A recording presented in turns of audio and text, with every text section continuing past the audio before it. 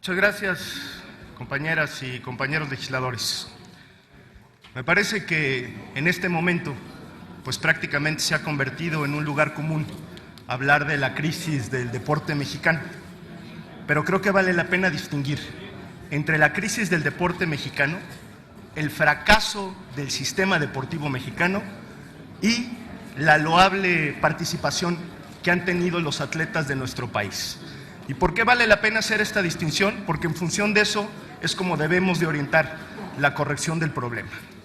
Miren ustedes, basta con echar un vistazo a la grave precariedad en la que nuestros atletas de alto rendimiento trabajan para conseguir los objetivos deportivos. Los atletas que mayor recurso reciben son aquellos atletas de alto rendimiento que han sido medallistas olímpicos, que han sido campeones panamericanos, campeones centroamericanos, y lo más que reciben de parte del Estado mexicano son 60,000 pesos. Pero el resto y la generalidad de los deportistas de este país que tienen acceso a recursos estatales reciben menos de 10,000 pesos. Y con esos 10,000 pesos tienen que sortear absolutamente toda su preparación, pagar su manutención y pagar sus distintos viajes para ir a competir a los selectivos. De verdad, es una vergüenza que el Estado mexicano tenga en esa situación a sus propios deportistas. Y aquí es donde vale la pena hacer la distinción entre el sistema deportivo y los propios deportistas. La gran mayoría de los deportistas que han sido exitosos en el país y en el mundo o incluso en la región se debe fundamentalmente a esfuerzos de carácter individual y esfuerzos de carácter familiar, no a un proceso sistemático de gestión deportiva del Estado mexicano. Y eso, me parece, nos debe llevar hoy a una profunda reflexión de la crisis del sistema deportivo. Lamentablemente, tiene que ocurrir una catástrofe como la que acontece el día de hoy en las Olimpiadas para darle visibilidad a un tema que debiera ser una actividad permanente del Estado. Si no es el Estado mexicano, no será ninguna otra institución la que pueda suplir esta actividad. ¿Por qué? Porque la competencia termina siendo dispareja, porque las condiciones en las que trabajan cualquier atleta de potencia deportiva como China o como Estados Unidos, aún con sistemas tan diversos, es completamente distinta a la que trabaja o en la que trabaja un deportista mexicano.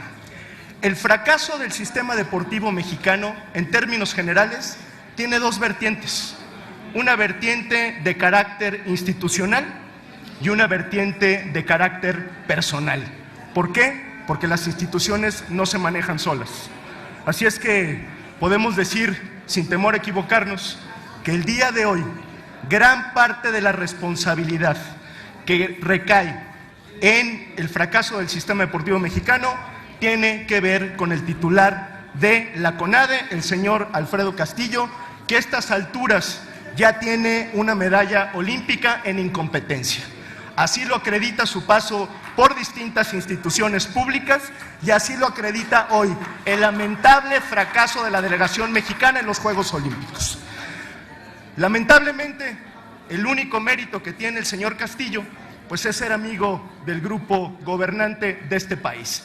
Pero sus cuentas y la manera tan vergonzosa en la que ha conducido a la CONADE, y para ser mucho más enfático, todos los escándalos de corrupción, de mal manejo de recursos, la manera en la que ha gastado, en la que ha comprado uniformes y la manera en la que ha descuidado la parte sustancial del sistema deportivo mexicano, me parece, debe de llevar al Estado mexicano en su conjunto, pero particularmente al gobierno federal, a rendir cuentas muy puntuales sobre el desempeño del señor Castillo. Pero más allá de la parte personal, porque insisto, las instituciones no se conducen solas, tenemos un grave problema de carácter de diseño institucional.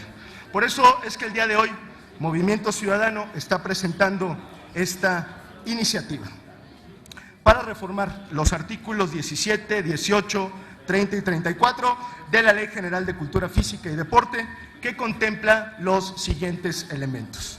Primero, Garantizar el apoyo a todos los atletas en su etapa de preparación, cambiando el enfoque de estos estímulos para que se amplíen y se distribuyan de mejor manera y para que se logre cubrir gastos de transportación, vestuario y equipamiento, entre otros. Segundo, modificar la estructura de la Junta de Gobierno de la CONADE para que existan mayores equilibrios y no se centralicen las decisiones en un grupo de funcionarios, y menos cuando los funcionarios tienen el perfil como el del señor Castillo. Para que las federaciones y asociaciones deportivas tengan voz y voto en el destino de la política deportiva y, sobre todo, para que acabe el cuestionable manejo de recursos públicos de la CONADE y su discrecional conducción política y administrativa.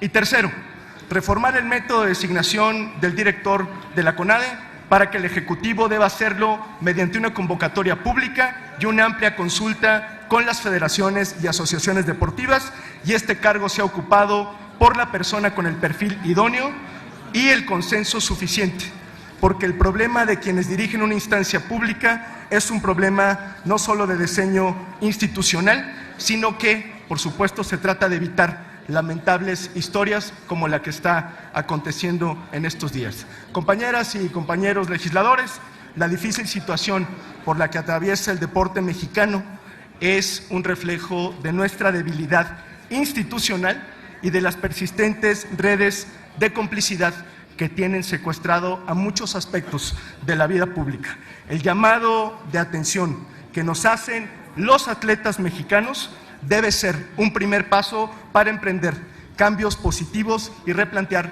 nuestra política pública en materia de deporte. Muchas gracias.